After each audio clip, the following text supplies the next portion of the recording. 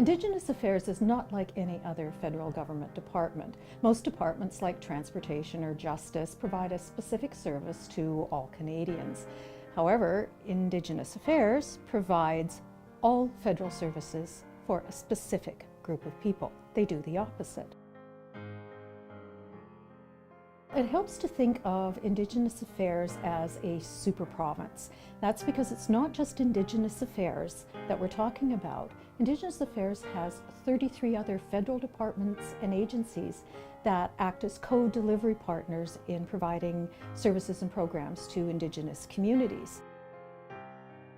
It has a budget of about $20 billion a year. That puts it just behind Quebec and Ontario at roughly about $21 billion a year in federal transfers, and way ahead of Alberta in fourth place at about $6 billion in transfers.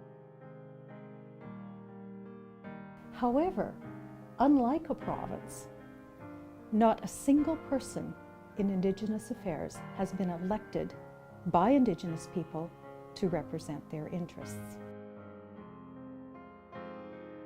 The problem is it's not effectively addressing some of those very well-known and well-documented problems facing Indigenous communities.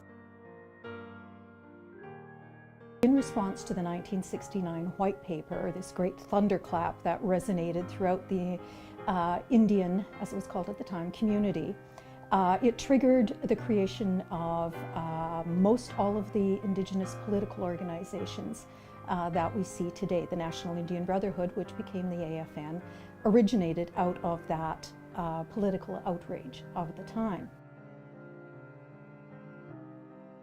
Answerable to Indigenous Affairs. Now, that wouldn't necessarily be a problem if the organizations were in fact legitimate voices of the people. Indigenous Affairs and the organizations declared themselves the sole voices of their particular constituency. However, if they were answerable to Indigenous Affairs, how could they then be answerable to the people they represented?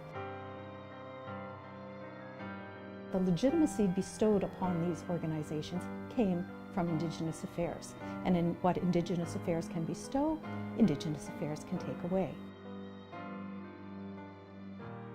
The other aspect of this is that it silenced all dissenting voices. Nobody else was allowed to speak on the political stage to represent the people's different points of view, only those selected government-sanctioned organizations. And the effect of this was to silence other voices. And that's what we're seeing written on the faces of so many Indigenous people across this country: powerlessness. If Indigenous leaders had been able to figure out a way to liberate themselves from Indigenous Affairs control, the political organization and the chiefs and councils, they would have done it by now. The only people who have the power to change Indigenous Affairs, this vast monolith that it's become, this super province, is the Prime Minister and Cabinet.